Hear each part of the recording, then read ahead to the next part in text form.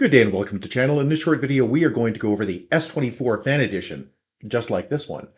And we know there's a lot of reviews out there going over these products because a lot of hype. We're going to tone that down and try to show you what's actually different and most importantly, what's not different with the S24 FE. Now, the first thing is, what makes an FE an FE? Well, that means Fan Edition. And Fan Edition is just a mildly stripped version of the S24 Plus, so the Plus series. It is not a slightly lesser version of the Ultra. The Ultra is a different product. So, what's missing? Well, if you talk to Samsung off the record about this, what they'll tell you, and even in the press releases they allude to it, they're just not quite this blunt. The Fan Edition is all of the features any normal human's going to use. What's missing are features that they had to put in to compete with Apple on their top-end phone that virtually nobody's going to use or care about. So things like having 5 cameras. Do you really care that there's 5 cameras? I don't think so. Perhaps the 3 shown here are enough. Things like that. So let's get to the actual differences here, and then we'll unbox this, show you what's in it, and wrap this up. So here is our evaluation. So most people that are looking to buy a Samsung S24 Fan Edition are not the people that are needing the validation of their peers to have the absolute top of the top. They just want a really good phone that's current and going to be around a while. And they're not the people that upgrade with every version. So what we've done here is compare the S24 Fan Edition with the S23 Fan Edition, the S22 Fan Edition, the S21 Fan Edition, and the even as old as the S20 FE, the Fan Edition.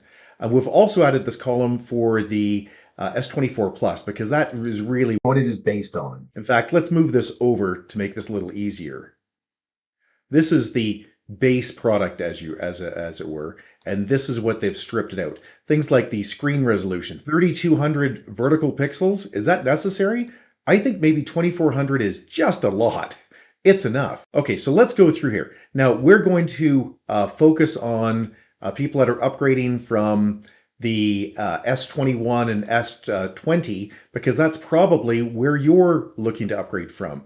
Very few people are going to upgrade from the S23 to the S24. But you can see here that we have all of the information if this is something you actually care about. See, the screen got a little larger, so 6.7 inch. And it also got a little bit heavier, but not a lot, at 213 grams versus 190 something. So it's just a little bit heavier. So what are the big changes? Because there really isn't a lot. The big changes are the CPU is about 50% faster than it used to be. If you go back as far as an S20, this thing runs almost twice as fast. So it's a pretty good bump as far as processing power goes. And because of that, they can bring in all of the advanced AI features on the voice assistant and on the digital processing. So what that means is you think, all this techno speak, you know, it's just confusing and it doesn't really help me. What do I get from this? What you get from this is processing on the device. So when you are working with artificial intelligence like ChatGPT and things like that, it's all being done in the cloud. Even if you're doing it on your phone. I've got the app, it's doing it here. No, it's not. It's really just a web page. It's doing it all out in the cloud. The Samsung S24 Fan Edition, they have enough horsepower, enough CPU power, and fast enough memory to support doing a lot of the AI processing right on the device.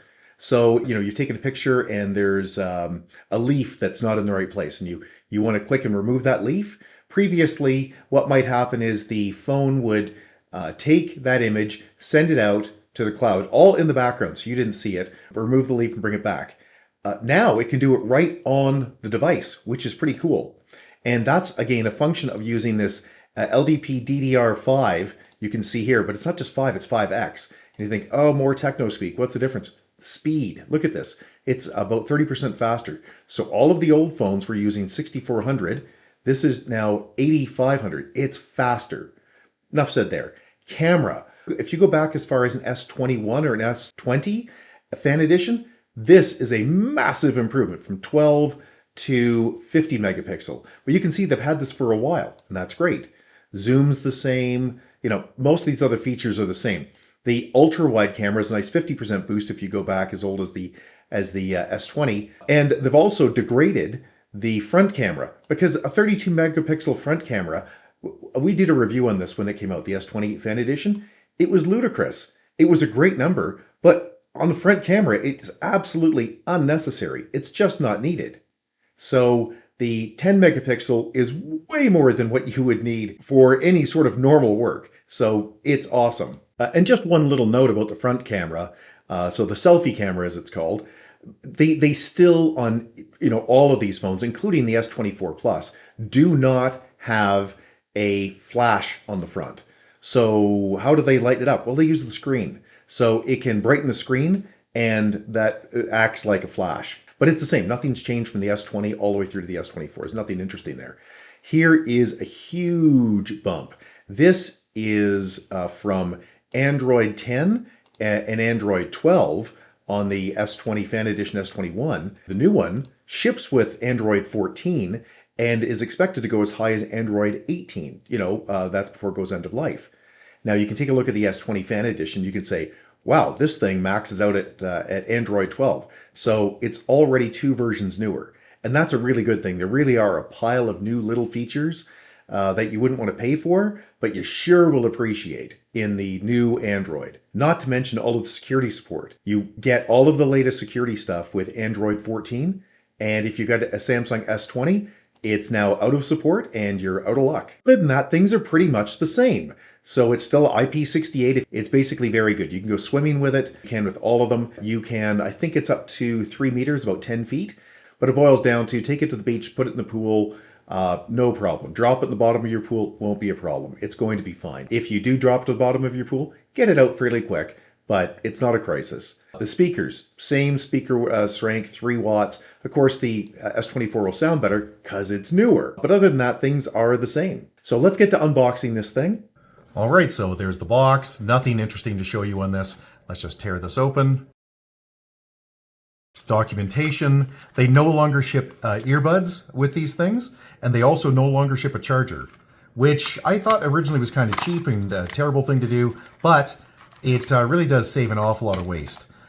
You are getting a USB-C cable and little safety instructions on how to plug it in case you've never used a phone before, and how to insert your SIM card. We're not going to bother with that. We assume you know how to do that. But one thing we will point out is to pull open the other end of the box and slide this out, because they've hidden the SIM remover there. Why they'd put it there and not on the other side, I don't know, but they did. So you don't need this, of course. You can just use a paper clip, but it's handy to have a SIM remover. So there it is. Here's your phone. It's a glass back versus a plastic back in the S21, S20 FE. So that's an improvement, at least according to a lot of people. I personally don't think it is, because I'm going to put a cover on it because I'm not stupid enough to carry the phone without a cover. I like the phone and I don't want it to break and die. And if you carry it without a cover, you're just asking for it to die. Also, if you get it without a cover, these lenses stick out and they're annoying. They get caught on everything. Buy a cover, which is also why having it come in different colors like rose gold and blah, blah, blah. Who cares? I'm going to have a cover on it. Doesn't make any difference. Okay, so there's the phone. Now let's just power it up. Oop, got to pull the cover off. Always helpful. There it is. Start. And then it's the usual setup from there. Nothing exciting. This will migrate all of our content from our old phone to our new phone, and you can see it shipped with 66% battery, so you're good to go. And this will be Android 14, and it will, as we said, it's planned to be upgradable to Android 18, although no guarantees on that. Hey, so as we said, we're trying to point out, without the hype, what the differences are in these phones, rather than just explaining that, the camera's great and blah, blah, blah. Okay, who cares? I already have a phone. I want to know what's better about it, because people that buy the Fan Edition are value customers. They're premium value customers. So hopefully this video has been useful to you.